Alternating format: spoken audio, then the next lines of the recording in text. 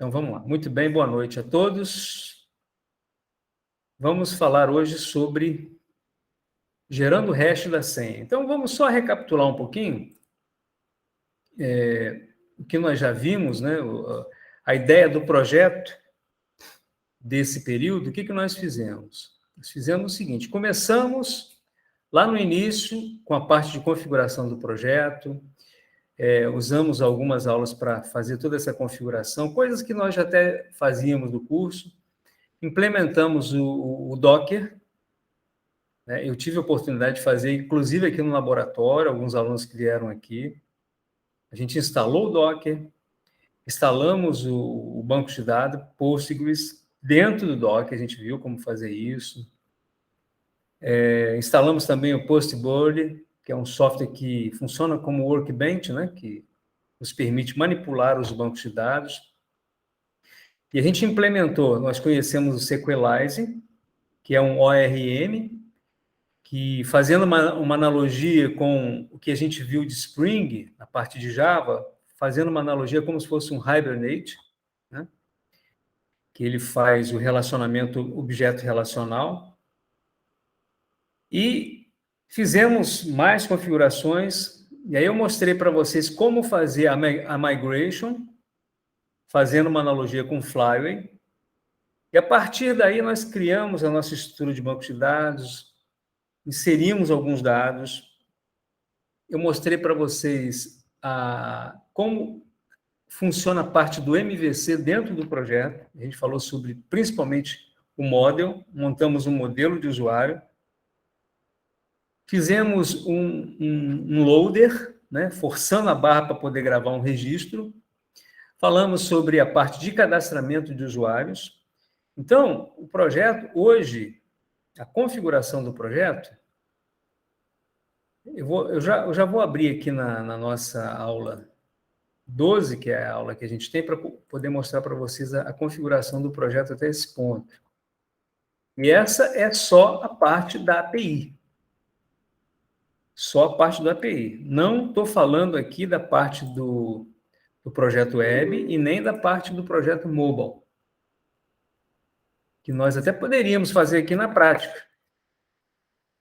Hoje, aqueles que estiveram aqui comigo nas primeiras aulas, o Cleito participou, né? Lembro também do Eduardo, o Charles, algumas vezes. Agora o laboratório está funcionando. Ele está configurado para isso. Então, a gente já teria condições de implementar tudo isso aí. Mas nesse ponto em que nós paramos, o que nós fizemos? Olhando aqui uma visão de projeto agora, sobre tudo isso que eu falei com vocês, o que nós fizemos aqui? Olha, criamos um modelo de usuários. Aliás, vamos começar pelo database, né? Criamos aqui uma configuração para conectar o nosso banco de dados, Postgre, que é o banco de dados que nós criamos. Definimos aqui uma migration, mostrei para vocês como criar uma tabela de usuário, como nós fazíamos lá no Flyway, né? Definindo todos os atributos aqui. Então, é um projetinho todo redondinho. A partir daí, nós criamos o nosso model, que é o nosso modelo, e essa aqui é uma classe de usuários. Nós definimos aqui a nossa classe, que vai estar conectada com a nossa tabela de usuários, seguindo a mesma analogia lá da tecnologia do Spring, que nós utilizamos com Java. Essa classe usuário estende a classe model, é uma superclasse que vem lá do Sequelize, que é aquele objeto relacional, né, que faz o mapeamento da parte do meu banco de dados com a minha estrutura de classes. Além disso, nós fizemos aqui na nossa parte do roteamento, aqui, olha, nós criamos na semana passada, uma das últimas aulas, o que nós fizemos? Nós criamos nessa rota /user, a gente forçou a criação de um registro, porque nós chamamos de loader. A partir daí, nós tiramos aqui aquela parte de criação de registros e colocamos dentro do controller, seguindo também a mesma analogia que nós fazíamos lá na parte do Java, do Spring. Esse controller aqui, o que nós fizemos dentro dele?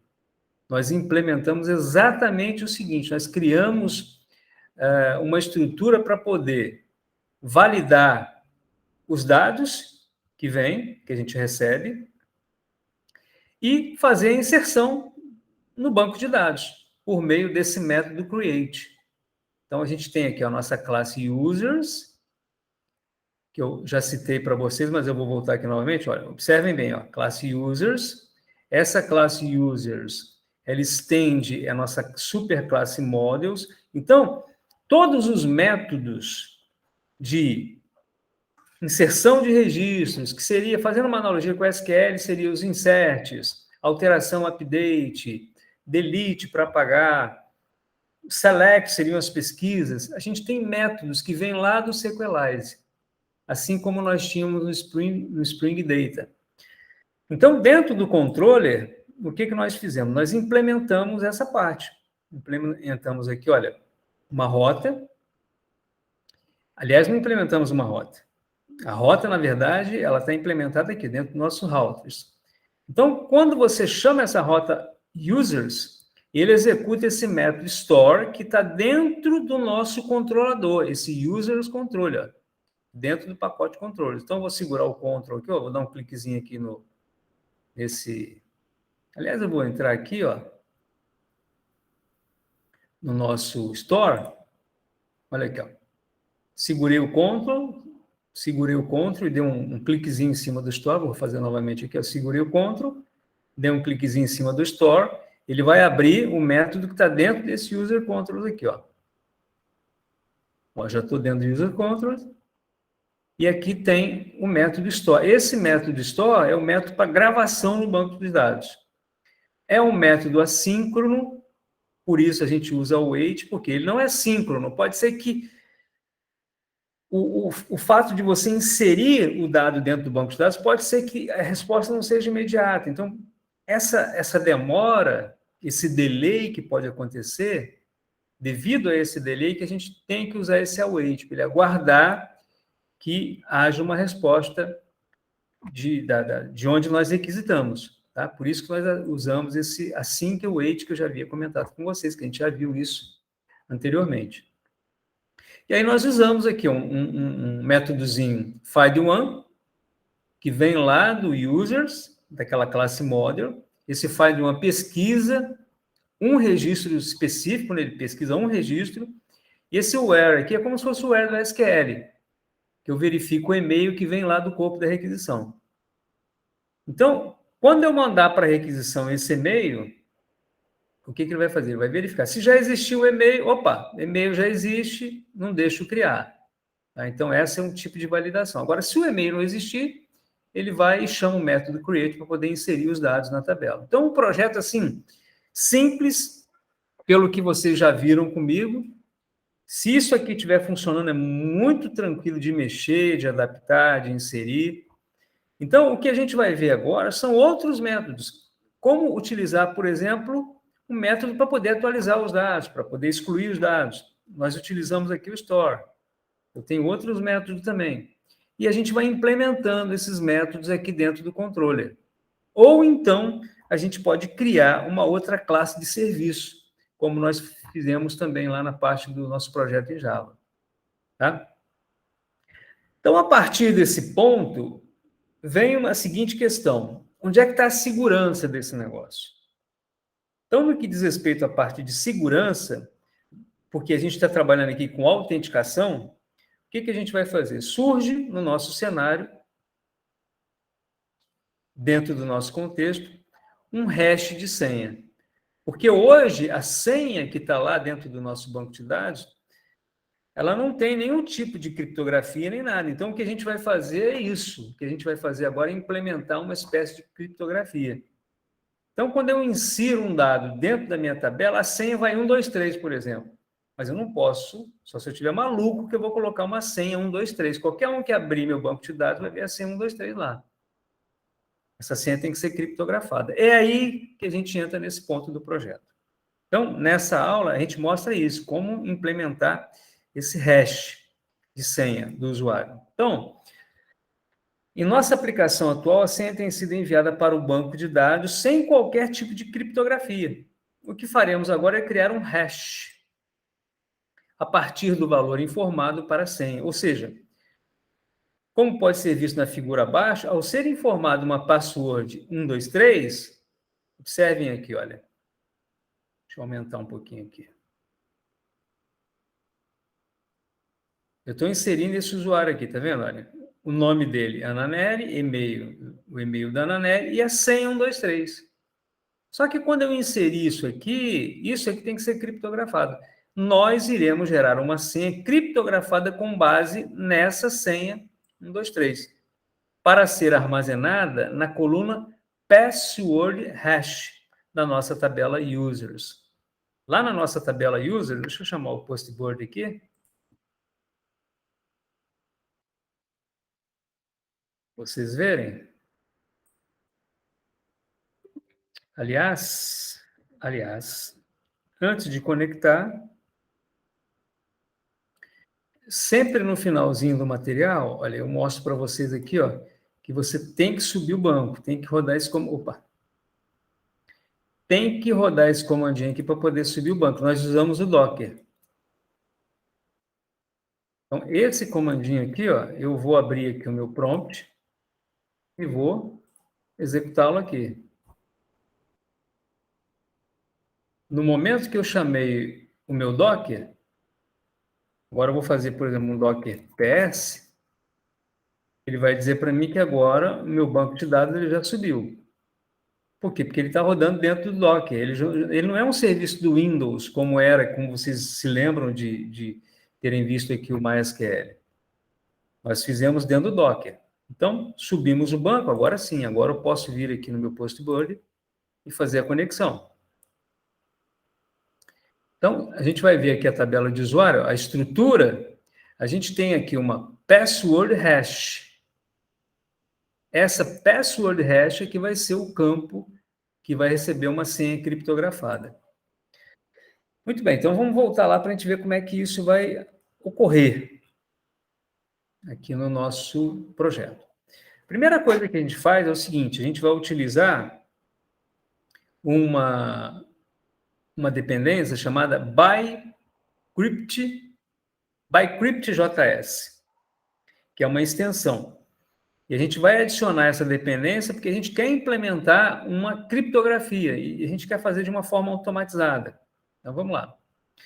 Faremos agora algumas alterações no model de usuários. Então, lá no Source App Models User. Então, deixa eu abrir aqui o projeto. Aqui dentro, a gente vai mostrar essa implementação que a gente fez aqui, ó. Para implementarmos a criptografia, importaremos o bycrypt. Então, lá na linha 2, a gente importa o bycrypt. Então, veja que a gente primeiro, nós inserimos aqui essa dependência, né? Inserimos essa dependência, e aí eu já posso usar. E lá na linha 2 do meu código, o que eu fiz aqui? Ó? Eu importei, criei aqui uma espécie de referência para essa minha dependência bycrypt, e agora eu vou fazer menção a ela, sempre que eu for utilizar alguma coisa relacionada à criptografia. E também iremos inserir o campo password de tipo virtual, aqui na linha 15. Aqui, ó. Aqui, na verdade, está na linha 12, né? Então, eu criei aqui, dentro do nosso modelo, uma senha virtual, digamos assim, e a gente tem a senha que vai para o banco, que é a password hash. Que nós temos no banco é essa aqui, a gente só tem essa senha aqui no banco. Ó. Aqui a gente criou uma virtual. Quer dizer, a gente está, nesse nosso modelo, nós podemos fazer isso, sem problema nenhum. Fala, Roberto, boa noite. Bom, então, continuando, esse campo virtual nunca existirá na base de dados, será utilizado somente no código, em nossa aplicação. Então, em nosso código abaixo, lá no Source App Models, a gente vai já abordar esse código, que está aqui, ó. Logo abaixo do método init, que a gente falou bastante, né, sobre esse método, init, nós iremos inserir uma funcionalidade do Sequelize. Olha, Sequelize lembra sempre do Spring Data, onde eu uso aqueles métodos para poder inserir dados, alterar dados, conhecida como hook, lá na linha 29. Vamos ver aqui, ó, esse hook aqui, ó, esse add hook. Quando eu faço esse this aqui, eu estou fazendo referência a exatamente o objeto que eu estou utilizando. Aqui no caso aqui é o Sequelize. Esses hooks são trechos de código que são executados de forma automática com base em ações que ocorrem em nosso model. Por exemplo, quando nós adicionamos um hook, método addHook, como vocês estão vendo aqui, ó, com before save, quer dizer, antes de salvar. Isso digamos assim, é um evento que vai acontecer. Eu estou programando. Então, antes de salvar o registro, eu vou gravar o dado, mas antes de salvar, eu posso mandar executar alguma coisa. Então, antes de salvar, eu estou mandando executar esse script aqui. Na verdade, é essa funçãozinha aqui, né? Essa funçãozinha. Aí vocês vão entender a jogada. No primeiro parâmetro, o before save vem no primeiro parâmetro. Então, aqui ó, esse addHook é um método. Eu tenho dois parâmetros. O primeiro, vírgula, o segundo. Tudo isso aqui. No primeiro parâmetro, a gente tem esse before save. E uma função no segundo parâmetro, que é exatamente tudo isso aqui, ó. Antes de qualquer usuário ser salvo no banco de dados, quando a gente for inserir ou atualizar, né, a função do segundo parâmetro será executada automaticamente. É aí que a gente vai implementar a criptografia, na senha. Em nossa aplicação, nós utilizamos o before save, mas poderíamos utilizar before create. Existem outros métodos também, tá? A gente poderia usar um addHook aqui com outros métodos. Só você entrar no Google, você vê lá. Aliás, você consegue encontrar essa documentação do Sequelize. Todas essas opções. Antes de gravar, antes de atualizar, tá? Observe que na linha 29 nós recebemos o usuário como parâmetro. Com isso, podemos alterá-lo. Então, deixa eu ver aqui se eu consigo identificar aqui isso. Isso, a gente está trabalhando com o usuário, na verdade, né? A gente está recebendo um usuário aqui, que a gente vai, no caso, inserir lá na tabela. Então, imagine essa situação aqui. Imagina a situação em que na função, segundo parâmetro, nós inseriríamos username igual a Rubens. Antes de salvar na tabela users, o nome será alterado para Rubens. Ou seja, eu poderia, nesse segundo parâmetro aqui, fazer o seguinte, ó. Antes de salvar, eu quero que você altere os nomes para Rubens. Então, todo registro que uma coisa meio louca, né? Mas todo registro que eu for gravar, o nome vai ser Rubens.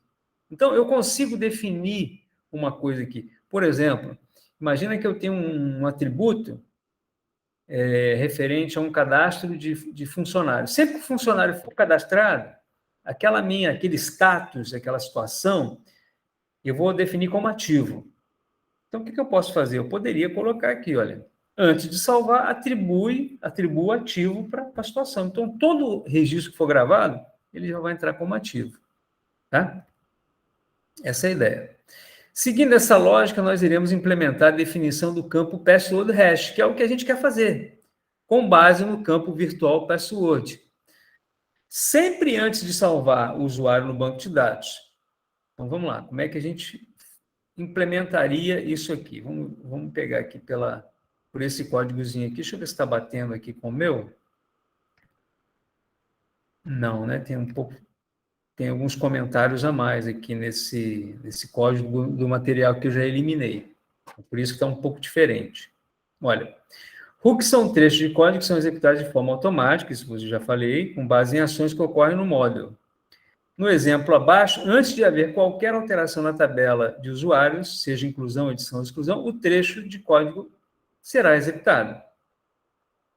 Beleza, então o que eu vou fazer aqui? Eu verifico, ó, se Foi informado uma password, eu vou implemento daquele meu objeto, digamos aqui, bycrypt, um método chamado hash. A partir daí, eu defino eu criptografo essa minha senha, que é uma senha que eu recebi lá da digitação que o cara fez, 1, 2, 3, eu transformo ele em criptografia. Eu fiz um comentário aqui, desse valor aqui, que corresponde, assim, digamos assim, a extensão que eu vou ter para essa criptografia. Tá? À medida que eu aumento esse número aqui, eu vou aumentando a precisão. Então, imagine que eu vou gerar um código de 50 dígitos, totalmente aleatórios. Tá? Mas no momento em que eu começo a aumentar isso aqui, minha aplicação começa a perder um pouco de performance, né? Começa a degradar um pouco. Então, a gente usa o bom senso. Eu acho que eu comento isso aqui nesse nosso material. Deixa eu ver aqui. Deixa eu posicionar o código aqui. E a gente vai falar sobre esse código aqui agora. Por exemplo, acima, caso seja informado uma nova password para o usuário, seja inserção ou atualização, será gerado um password hash. Observe que foi atribuído para o campo user password hash, nós fizemos aqui, ó, atribuímos para esse atributo, para esse campo, da nossa tabela user, o retorno do método hash do bycrypt. Método hash do bycrypt, que recebeu como parâmetro a senha informada no Insomnia, ou pelo nosso front-end. Então, poderia ser pelo Insomnia, como eu já mostrei um pouco mais acima, poderia ser um formulário em que o cara vai digitar as informações do usuário para poder gravar. O valor retornado é a senha informada, agora criptografada. Então, a gente faz um retorno, né, da senha criptografada. Mas vamos lá, eu tenho a execução aqui, vou mostrar para vocês. Além disso, observe também o número 8, tá? Esse é o comentário que eu queria colocar para vocês, que corresponde ao conhecido Salt Routes, que é uma chave que representa a força da criptografia. Esse era o termo que eu queria encontrar. Era a força da criptografia. O número 8 é um valor razoável. Quanto maior for esse número, mais pesada, aí degrada um pouco, né? Ficaria a aplicação. Na linha 37, nós retornamos por meio do this um model, que representa um usuário, que foi inicializado lá na classe user, lá na linha 4. Essa funcionalidade será mostrada na prática a seguir por meio do Insomnia. Então, olha só. Esse aqui é o meu Insomnia. Eu criei aqui o método create, né? Eu criei uma request, uma requisição. Estou informando esses dados aqui para minha aplicação. São essas. Então, eu venho aqui, ó, no meu routers. Aqui no meu routes, eu vou chamar o método users, ou melhor, a rota users. Então, eu coloquei aqui, ó, /users. Beleza. Quando eu clicar no send aqui, eu coloquei aqui no corpo, no body da minha requisição, o JSON. Ele vai receber name, e-mail e password. Então, aqui, agora vamos lá para o store, né? Então, executei a rota e eu chamei o método store. Quando chega aqui, ele recebe esses dados na requisição, esse REC, onde ele vai receber esses dados. A partir daí, o que nós fazemos? A gente faz o seguinte, ó. User create hack body, quer dizer, eu estou fazendo um create pegando tudo que está na requisição. Então, eu peguei todos esses dados aqui. Então, o que ele vai pegar, na verdade, é o seguinte, vamos lá na classe users. A classe users aqui, agora, qual a expectativa dela? É receber um name, receber um e-mail e uma password virtual.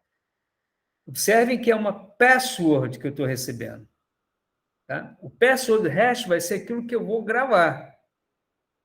Esse provider aqui, só um comentário, foi uma estratégia que nós fizemos lá no banco de colocar sempre true, sempre prestador de serviço. O cara que foi inserido no banco de dados, ele vai ser inserido como provider, quer dizer, um prestador de serviço, sim, ele é um prestador de serviço. Então, isso nós definimos no banco, por isso que a gente não precisa passar isso aqui também, lá na requisição.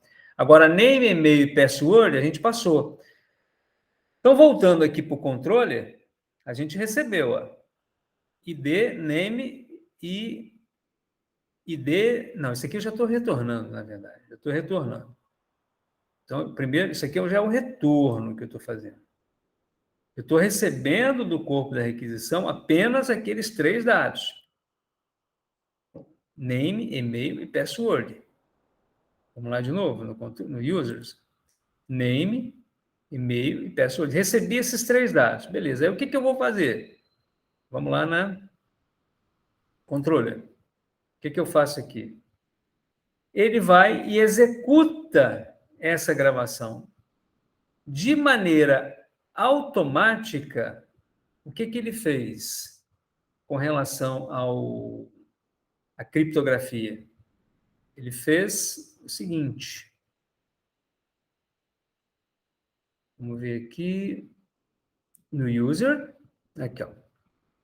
Na nossa classe, a gente definiu o seguinte. Quando ele criar, no controle, ó, fez o create, ele vai pegar aqueles dados, name, e-mail e aquela password. Vamos voltar lá. Pegou o name, o e-mail e a password. Beleza. E o password hash? Ele vai executar esse hook. Antes de gravar, antes de salvar, porque antes de salvar, esse campo do meu banco, password hash, está em branco. Só que antes de salvar, a gente atribui. Simples assim, pessoal. Então, para implementar essa criptografia, vocês viram como a coisa é muito simples. Bastou a gente adicionar essa dependência, inserimos aqui, ó, importamos ela, e aqui eu simplesmente coloquei bycrypt.rash. Ele automaticamente vai pegar esse 1, imagine que eu coloquei 1, 2, 3 aqui, ó. 1, 2, 3. Ele vai pegar esse 1, 2, 3 e vai usar com essa força o algoritmo do bycrypt, de criptografia, e vai gerar um valor totalmente aleatório para gravar no banco de dados. Com isso, pronto, olha. Esses dados aqui é que eu retornei, ó. Vamos voltar aqui no controle. Então, esse return has JSON, ele retorna ID, name, e-mail e provider. Ó. Ele gravou. Ah, desculpa, a gente grava sempre... A gente grava é falso, tá? Inicialmente, a gente grava é falso, tá? Observe na figura acima, aqui no body, aqui do post, eu informei password. E não password hash, como nos exemplos anteriores. Isso porque o password hash é a coluna da tabela users do nosso banco de dados. E password é o campo virtual, que eu já expliquei, que utilizamos no nosso model. Ou seja, o valor informado no body do Insomnia, password, esse valor aqui, será criptografado. Se eu digitei 1, 2, 3, ele vai receber uma criptografia e quando for salvar lá no banco de dados, no campo password hash, ele vai salvar de maneira criptografada. A gente vai ver isso aqui, ó. Depois da gravação, olha, ele colocou lá o name, o ID automático, o name Ananério, o e-mail Ananério wall. Olha aqui, é o password hash. O provider é falso, olha só. Essa foi a criptografia, esse valor louco aqui que humanamente impossível de decifrar. Observe o código da coluna password hash, como eu coloquei aqui, no registro 5, o valor 123 informado gerou este hash de senha, que é um valor criptografado. Este hash de senha será verificado no momento em que for feito o login na nossa aplicação. Qual é a nossa ideia? A nossa ideia é que a gente vai fazer o seguinte: imagina que eu tenho esse usuário aqui. Esse usuário, ele vai logar, digamos, a gente criou lá na parte web, então na parte mobile, uma telinha para o cara poder acessar o sistema. O cara vai informar, de repente, o e-mail e a senha. Pô, ele não vai informar essa loucura. Ele vai informar 1, 2, 3. Só que eu vou fazer aqui a engenharia reversa. O que eu vou fazer? Aliás, não, eu vou pegar esse 1, 2, 3, vou gerar a criptografia e vou fazer uma pesquisa aqui, olha, para ver se eu acho, ou melhor, eu vou pesquisar pelo e-mail e vou verificar se a criptografia do que ele digitou está batendo com o que eu tenho gravado. Se bater, significa que o cara pode autenticar. Se não bater, é porque ele digitou a senha errada. Tá? Essa é a ideia do login que a gente vai implementar. Tá? Beleza? E era isso que eu tinha que mostrar para vocês. Eu acho que ficou, sim, bem apresentado. Agora, eu não sei se vocês entenderam. A ideia, se vocês entenderam, aí eu quero ouvir de vocês aí. Entenderam qual que é a ideia? E viram como é simples? Como é que é simples você implementar uma criptografia utilizando esse Bcrypt? Instalou essa dependência, acabou. Lá no código, você simplesmente vai... Abrir aqui meu código aqui, ó. Aqui no código, você simplesmente faz isso aqui, ó. Vamos lá no nosso modelo, ó. Simplesmente usa assim, ó, bcrypt.hash. Ele gera criptografia. E aqui você coloca a força, tá? Da sua criptografia. Essa é a ideia que eu queria apresentar. A gente aproveitou para a gente poder dar uma geral, né? Em todo o nosso código, explicamos tudo novamente. E aí eu vou fazer o seguinte, eu vou parar esse vídeo por aqui, que a gente vai entrar na parte de perguntas agora, só para não estender o vídeo, tá bom? Então deixa eu parar, porque depois, quando vocês forem estudar, essa parte é que vai interessar para vocês, tá bom? Então vamos encerrar aqui, a gente vai partir para a parte de perguntas.